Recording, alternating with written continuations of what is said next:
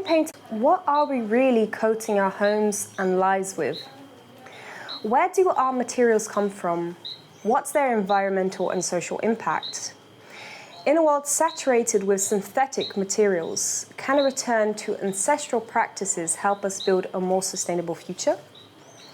Today, I sit down in Paraty, a town bustling with nature, to discuss this with Marcela, a Brazilian artist harnessing the power of soil to create paints. Paints that are sourced locally and deeply intertwined with the land's history.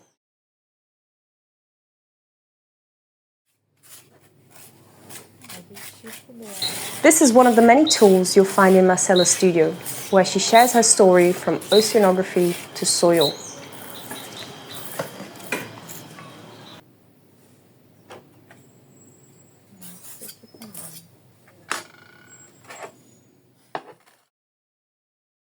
Eu sou a Marcela da Terra, eu sou natural de Minas, do interior de Minas, de uma cidade chamada Lajinha. E a minha história com as tintas de terra começa quando eu fui estudar oceanografia no litoral do Paraná. E enquanto eu estava estudando oceanografia, eu me deparei com as questões urgentes, né, da nossa sociedade hoje, que é a questão da sustentabilidade, né, dos impactos ambientais que as pessoas, as instituições têm causado no planeta. E dentro disso, eu ficava pensando como comunicar, como que eu poderia comunicar para as pessoas a necessidade, a urgência da gente mudar a nossa maneira de habitar, né? A nossa forma de pensar e tudo mais. E aí, nessa busca, eu acabei me envolvendo com várias coisas dentro da oceanografia. Me envolvi bastante com pesca artesanal. Ah, é legal. Com as comunidades pesqueiras. Trabalhei um tempo com a pesca artesanal.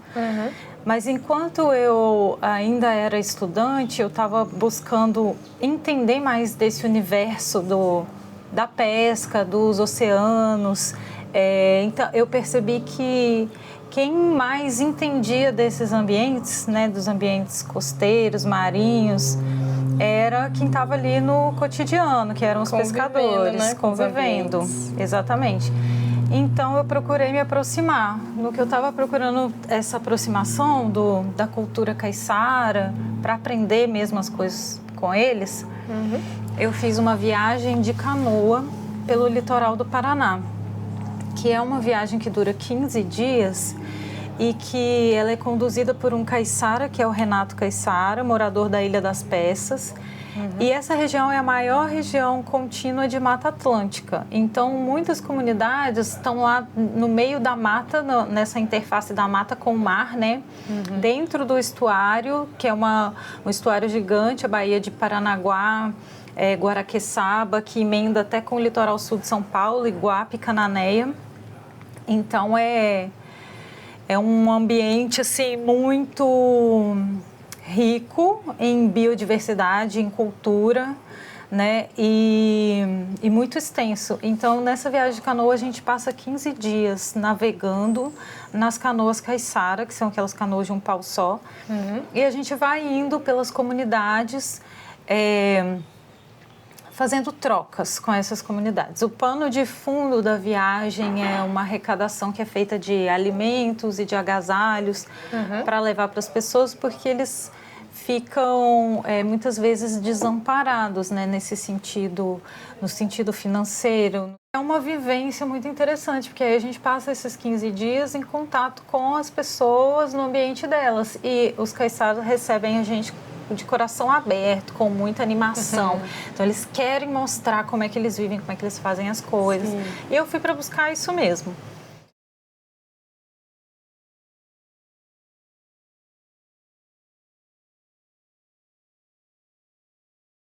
Enquanto eu estava nessa viagem, num certo momento, a gente estava tomando banho num rio.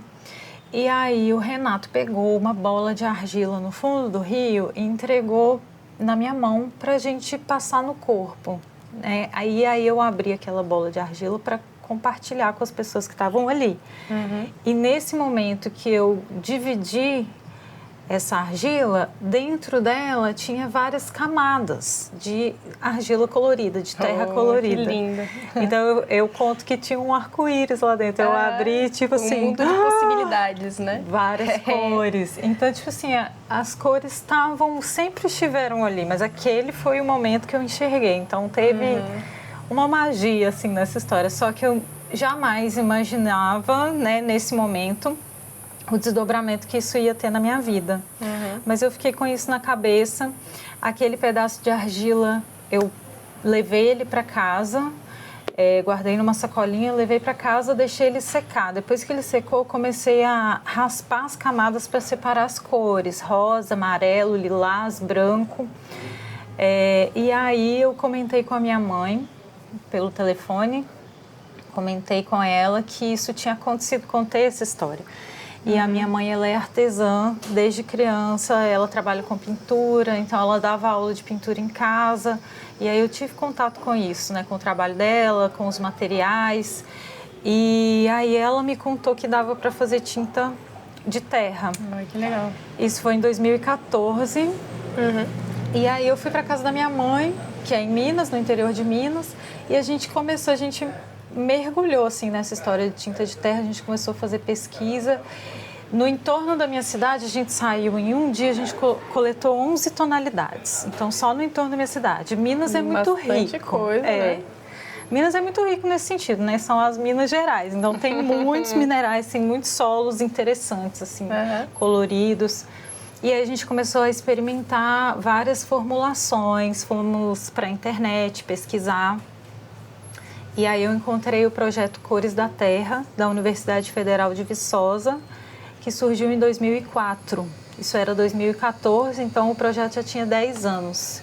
E esse projeto era um projeto de extensão, que o objetivo era ensinar as pessoas a fazer tinta para pintar suas casas, porque é uma maneira econômica, né? É uma maneira ecológica, sustentável. Além disso, você está usando um recurso local. Então, tipo assim, toda a energia gasta em transporte, na produção da tinta.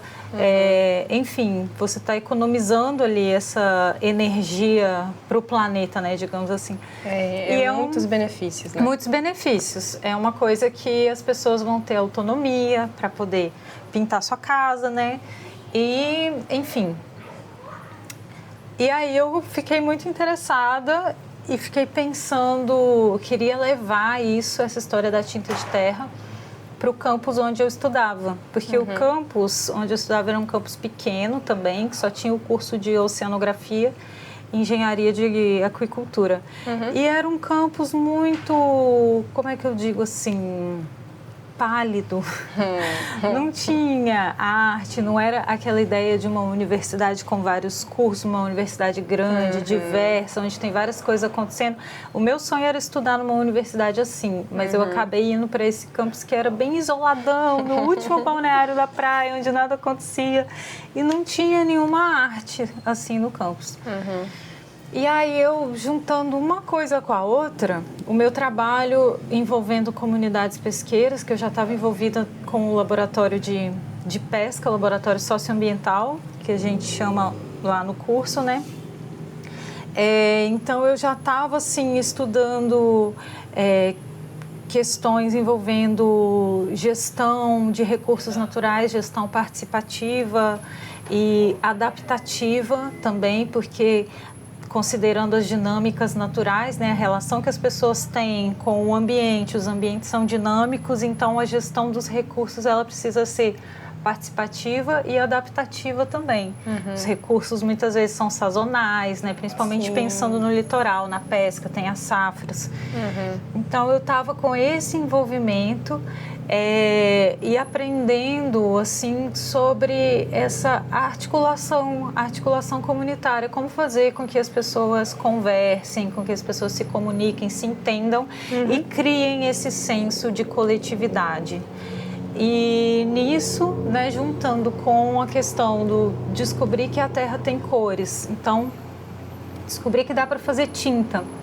se dá para fazer tinta, eu posso não só pintar a minha casa e economizar recursos e economizar saúde, inclusive, né? Porque as tintas de terra são saudáveis, mas eu posso também criar obras de arte. E aí, juntando uma coisa com a outra, eu quis fazer uma oficina de tinta de terra, ensinando para as pessoas a fazer tinta de terra, para fazer uma obra coletiva no campus onde eu estudava. E aí, em março de 2015, foi isso que eu fiz. Eu convidei uma amiga, que se tornou uma amiga na época. Eu conheci pelo trabalho dela, que é a Fernanda Cardoso. Ela é arquiteta e na época estava fazendo mestrado em engenharia civil, pesquisando tinta de terra na mesma universidade que eu. Eu soube do trabalho dela, entrei em contato com ela. A gente se deu muito bem e essa primeira oficina, ela estava junto comigo. Meus primeiros trabalhos a gente fez juntas e fizemos essa oficina de mural, para fazer um mural coletivo, que foi a primeira arte do campus de oceanografia da UFPR. Que maravilha! Foi sensacional. Trouxe a arte, a ciência, tudo isso, né? Que eu acho que isso, eu acho que tem muitas divisões, né? Especialmente no nosso sistema acadêmico. Você é de ciências, você é de humanos, você vai em engenharia. E eu acho que esse negócio de trabalhar com design, arquitetura, com materiais naturais, você meio que casa tudo, né? Porque tem toda uma ciência de como você também encontra o ponto dos materiais. E às vezes você pode juntar a galera ali da química, mas a ciência para juntar tudo, né? Você já trouxe a galera da arquitetura, já trouxe arte para um campus que não era muito voltado à arte. Sim. E isso é muito legal, né? De mostrar que a comunidade não é tipo, cada um tá no seu quadrado. É tipo, sim, cada um tem sua especialidade, mas a gente se junta para criar algo além da nossa individualidade, né? Que eu acho que a sustentabilidade, ela precisa disso. A gente precisa se juntar para ter uma pluralidade de soluções, e dentro de uma solução já tem uma pluralidade de conhecimento, né? Sim. Que é muito legal. Eu penso assim, que a sustentabilidade, ela é transdisciplinar, né? Super. Ela vai além desse entrosamento de todas as disciplinas, ela passa por todas as áreas da nossa vida. Então, se eu for falar, por exemplo, estou falando de tinta de terra, eu consigo conectar ela com tudo. É aquilo que até que você comentou e algumas pessoas falam comigo assim, nossa, mas você se formou em oceanografia, está trabalhando com tinta de terra agora, né? Que no caso aqui em Paraty, eu vim para cá com um trabalho enquadrado, digamos assim, qualificado como artes visuais. Mas é um trabalho que eu sempre chamei de educação ambiental, entendeu? Super. Mas, enfim, envolve tudo. O trabalho que eu mais gosto de fazer é esse trabalho com as comunidades, de fazer o mural. Então, em muitos lugares que eu fui, aconteceu como no campus onde eu estudava. Assim, era roça, né, zona rural, e não tinha nenhuma arte. Então, em muitos lugares, essa arte com tinta de terra feita pela própria comunidade foi a primeira arte, inaugurou. Tipo assim, foi o primeiro mural daquele lugar. Então, eu gosto muito, assim, tem muito esse retorno simbólico, né?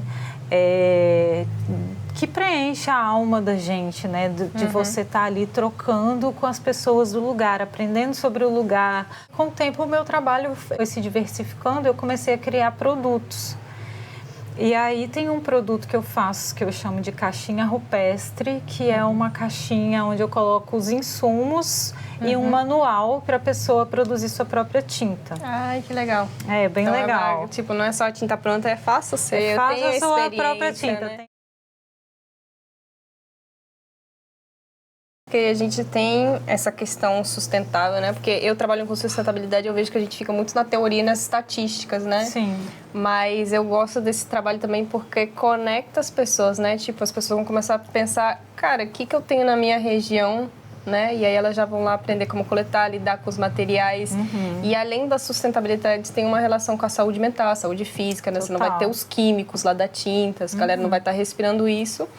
E também vai estar se conectando com a natureza, né? Porque eu acho que não adianta a gente falar de sustentabilidade quando a gente não vive em contato com a natureza, né? Sim. E eu acho que criar esse contato, entendeu? Pensar onde é que a região mais próxima que eu posso conhecer o barro da minha região, quais são as cores que eu posso tirar, né? E até imagino que você deve ter conhecido bastante as regiões através do barro, né? Com certeza, conheci. Então, essa questão da gente se conectar com a natureza, né? Uma coisa que eu sinto é que a gente se esquece que nós somos a natureza. Então, a gente se conectar com a gente mesma e com o outro, porque muitas vezes o que a gente estava comentando antes, as pessoas estão nas grandes cidades, né? Estão na luta pela sobrevivência, mas cada um no seu contexto, né? Precisa procurar essa conexão. Então, nesse trabalho que eu comecei a fazer com as tintas de terra, do muralismo em coletividade, ele traz isso também, porque não é só a conexão com a terra, mas é a conexão com a outra pessoa. Super. Você tem que trabalhar junto com o outro, porque vocês vão criar juntos, vocês vão coletar a terra juntos, vão fazer desde o exercício de observação juntos, a coleta, a preparação do solo, a preparação da tinta, a criação da arte, a pintura dessa arte. No final, a obra vai ser coletiva, entendeu? Então, é um trabalho junto, um trabalho em equipe que você tem que pensar no outro. Super, uma andorinha só não faz verão, né? Como É. dizem. E é isso, a gente fica limitado nas nossas possibilidades. Agora, quando a gente tem uma equipe, várias mentes pensando e fazendo, a gente pode fazer muito mais, né? Sim. E imagino que para uma pessoa só, para coletar tudo, fazer todas as tintas, fica um pouco difícil, né? Então a gente se amplia no coletivo. Sim, total. E aí, quando a gente está fazendo esse exercício do muralismo em coletividade, a gente está, né, abrangendo tudo isso. Essa conexão com o território, por exemplo, em lugares onde as pessoas pensam assim, aqui não tem nada, aqui não tem nada de interessante. E de repente, quando a gente começa a caminhar e começa a procurar, cava um barranco aqui, cava outro ali, as pessoas se surpreendem muito e ficam emocionadas. Então, isso traz também aquele laço com o lugar, né? E aquela sensação de pertencimento. Poxa vida, aqui no meu lugar tem tanta coisa bonita.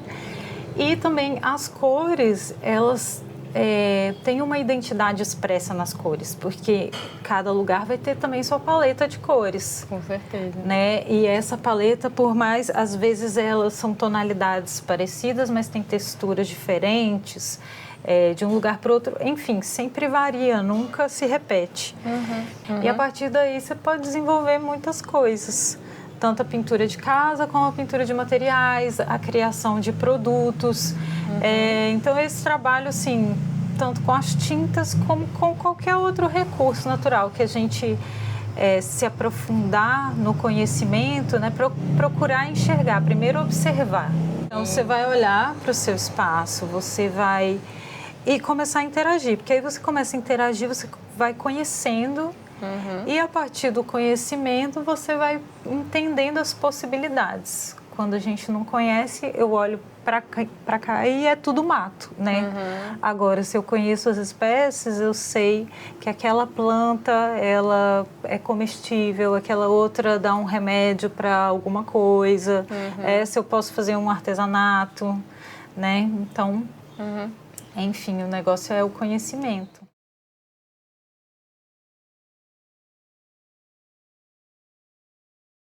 Para fazer tinta, depois que a gente coleta o material, assim, a gente deixa ele secar.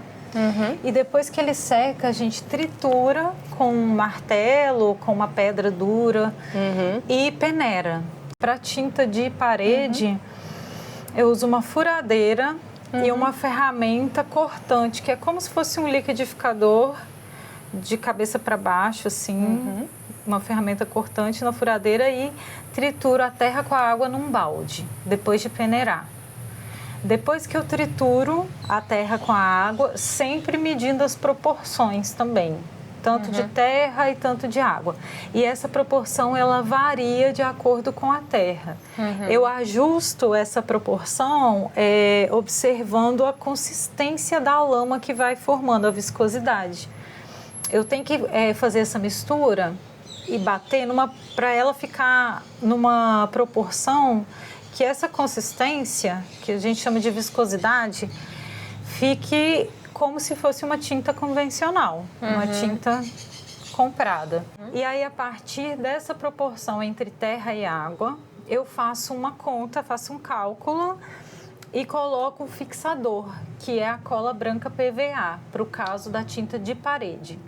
Eu coloco cola branca PVA e óleo de linhaça para pintura. A cola branca PVA, ela é um produto sintético, é derivado do petróleo, mas entre os materiais pesquisados, essa formulação ela foi feita com base em uma pesquisa de doutorado que tinha como objetivo pesquisar e desenvolver uma tinta de terra com um desempenho interessante para que as pessoas possam elas mesmas fazer e que elas possam aderir à ideia, porque precisa ter durabilidade na parede. Então, entre os materiais testados que o pesquisador testou, o pesquisador Fernando Cardoso, ele chegou na cola branca PVA como um material com menor impacto e que trouxesse um melhor desempenho para a tinta. Então, a tinta de terra que a gente faz para a parede, ela fica com um desempenho comparado à tinta látex econômica, que é comprada nas lojas. O desempenho, o que é? É a durabilidade dela, a aplicação, a economia. Então, ela é uma tinta econômica que tem durabilidade. Legal. Entendeu? Usando esse fixador. Mas tem outros fixadores naturais que, no caso da pessoa não ter condição de comprar a cola branca, por exemplo, ou então ela fizer questão de fazer uma tinta 100% natural, tem os fixadores naturais também. O que eu mais uso, o que eu mais usei já fazendo oficinas, é um fixador feito com polvilho e água, que é o grude de polvilho. A gente faz um mingau de polvilho, vira aquela cola, que é a cola de lambe, né, que o pessoal usa. Polvilho e a cola mesmo. Né? E aí você mistura com essa lama, com essa terra e água triturada, né? Você mistura a cola na proporção ideal e aí você pode aplicar em paredes internas, que não vão tomar chuva, por exemplo. Sim, isso é perfeito, né? Que você pode ter a forma do lado de fora e do lado de dentro. E do lado de dentro. Tem esse negócio da performance, né? Que é um debate enorme no mundo da sustentabilidade, porque tem muita gente que argumenta pelos materiais sintéticos por causa disso, porque eles são mais duradouros e tal. Mas aí tem essa possibilidade de pegar alguma coisa um pouco sintética para reduzir a nossa dependência, né? Porque a gente entende que a gente está explorando muito desses materiais, a gente está trazendo para pesquisa agora, embora muitos sejam bem antigos e tenham sido usados há muito tempo, mas agora a gente está tendo essa pesquisa mais ampla. Então, aí a gente acaba acomodando alguns materiais que não são 100% naturais. Sim. Mas só de começar a mudar a nossa forma de usar, a gente já muda muito, né? Nossa dependência e nosso impacto também no meio ambiente. Né? Então, eu acho super válido, né? Entender também que é sistemático e a gente é realístico na pesquisa do trabalho, né? E trazer esse elemento. Sim, eu entendo que é uma transição mesmo, né? Que com o tempo a ciência vai pesquisando formas de materiais, né? Menos impactantes e também mais acessíveis. Porque no caso do uso da cola branca, é porque também é um produto acessível que em qualquer loja de material de construção a pessoa vai encontrar. Super. E ainda usando esse material, né, que é sintético, a tinta tem um impacto ambiental infinitamente muito menor do que uma tinta convencional produzida na indústria, onde gasta muita água é contaminada, o solo é contaminado, tem metais pesados, enfim, tem muitos materiais nocivos ali naqueles componentes, né? Super. Então, é válido.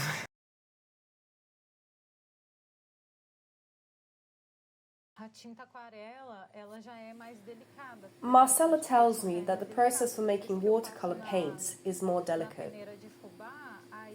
After passing the clay through a cornmeal sieve, Marcella grinds the particles with a mortar and pestle, and then sifts it again, this time using a finer sieve.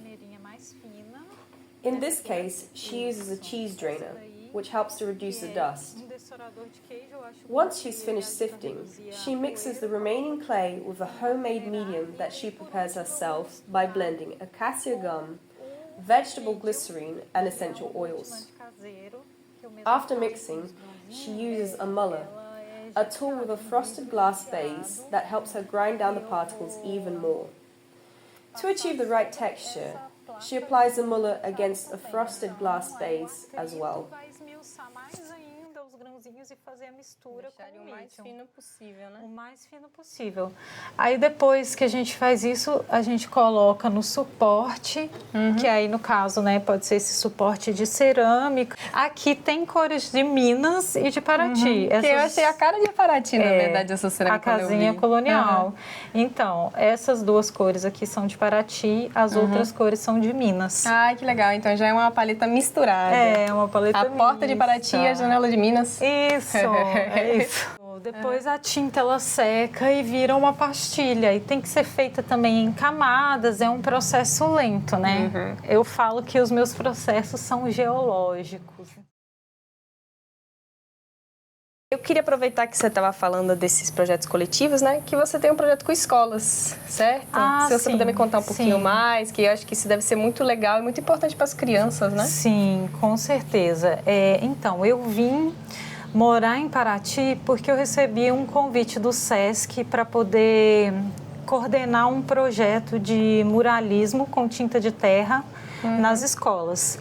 Então, no ano passado, esse projeto ele foi feito na escola da Barra Grande, da comunidade da Barra Grande, que é uma escola polo que recebe crianças de 15 comunidades do entorno. São comunidades de agricultores, pescadores, quilombolas, indígenas. A ideia era desenvolver, junto com os professores, esse muralismo, fazendo com que as tintas de terra fossem integradas às disciplinas. Então, elas conversam com várias disciplinas. A ideia do projeto é essa, que, vamos supor, o professor de Química vai trabalhar reações geoquímicas e vai usar como exemplo ali as cores da Terra, né? Como são formadas as cores da Terra. A professora de Artes, no caso, trabalhou com a gente. A gente acabou trabalhando com o primeiro segmento, que é o ensino fundamental. Surgiu uma figura muito interessante que é a dona Nieide, que é uma liderança da comunidade, que foi uma das pessoas que esteve à frente da luta pela permanência da comunidade naquelas terras. Desde que teve a abertura da Rio Santos, da estrada ali na década de 70, 80, teve uma mudança no modo de vida das pessoas, porque começou a chegar os turistas, a especulação imobiliária. Então, as pessoas que não tinham, estavam ali historicamente ocupando aquela terra, produzindo, né, plantando, vivendo ali, mas não tinham a documentação da terra, elas estavam sendo expulsas, né, desses lugares. E aí a comunidade se juntou e fechou a rodovia e protestaram até que conseguiram a titulação da terra pelo INCRA. A dona Nieide é uma senhora que está com mais de 70 anos, ela participou, teve à frente de toda essa movimentação. Nesse processo da gente fazer a pesquisa com a terra, né, com as cores e de criar a arte junto, criar um mural, a gente precisava criar um mural que representasse a comunidade, que as pessoas se vissem ali. Surgiu a figura da dona Nieide. Então, foi uma coisa muito especial, porque ela é a história viva, né? A memória viva. Ela esteve na escola, ela fez uma palestra para os estudantes, todos ficaram interessados, porque as histórias que ela contava tinham relação com as famílias deles também. Que são as histórias deles, né? São as histórias deles, exatamente. Naquela época da dona Nieide, o desafio era a permanência da terra. Hoje, os desafios são outros, mas também continua envolvendo isso, porque um pouco dessa memória, ela foi se perdendo, né, sendo esquecida com o passar do tempo, com as novas gerações. E a preocupação dos mais velhos agora é justamente esse retorno da especulação imobiliária, as pessoas vendendo as suas terras, né, não tendo mais espaço para plantar, eles continuam sofrendo essa pressão. Então, também foi uma oportunidade para a gente discutir quais são os desafios da juventude, dos estudantes de hoje, né, para conseguir se manter na terra, conseguir viver com qualidade, ter qualidade de vida e valorizar o que tem na terra, valorizar os recursos. Valorizar os conhecimentos do território, né? Tanto os materiais, Exatamente. os conhecimentos também, que é realmente um desafio que muitas comunidades passam, né? Exatamente. Agora que as coisas estão muito mudadas, né? Então, os interesses das crianças, dos adolescentes estão em outras coisas, essa cultura globalizada, a questão do celular ali, com Rede muitas social armadilhas. complicada. Esse projeto nas escolas, ele é muito importante, porque é isso, traz de volta para a essência, né? Conecta ali com o território, com o lugar e conecta as pessoas entre si. É possível, né, de ser replicado. A ideia do projeto foi isso, que se fizesse em uma escola, que fosse um modelo, um exemplo para mostrar que é possível fazer em outros lugares.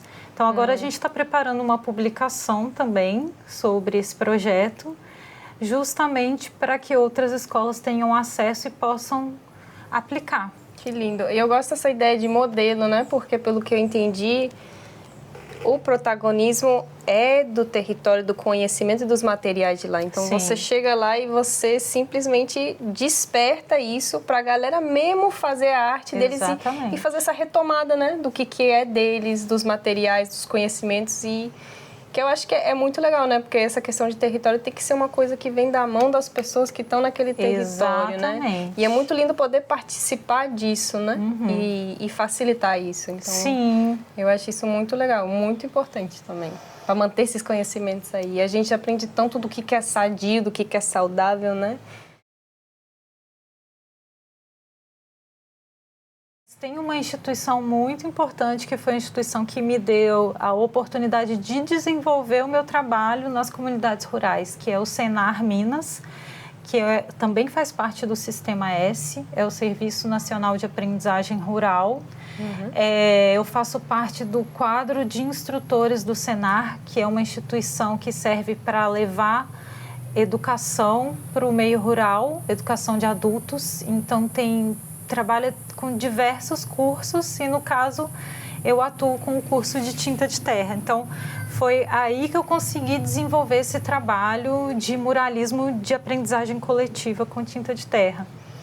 E também eu faço parte hoje da Rede Terra Brasil, que é uma rede que envolve pesquisadores e construtores que trabalham com materiais naturais no Brasil. O coletivo também Mulheres na Bioconstrução, que da mesma maneira são construtoras, arquitetas, engenheiras, pesquisadoras de técnicas de bioconstrução.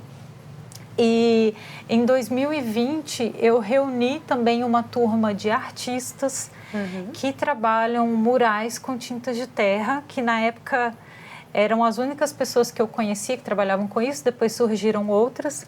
Mas essa reunião de artistas virou um coletivo, que é o Terra Coletiva, e que tem pessoas tanto no Brasil quanto no Chile, em lugares diferentes, e também é um projeto interessante, está nas redes sociais, Terra Coletiva, para quem quiser conhecer os trabalhos de outros artistas que também trabalham nessa área, nessa linha das tintas naturais.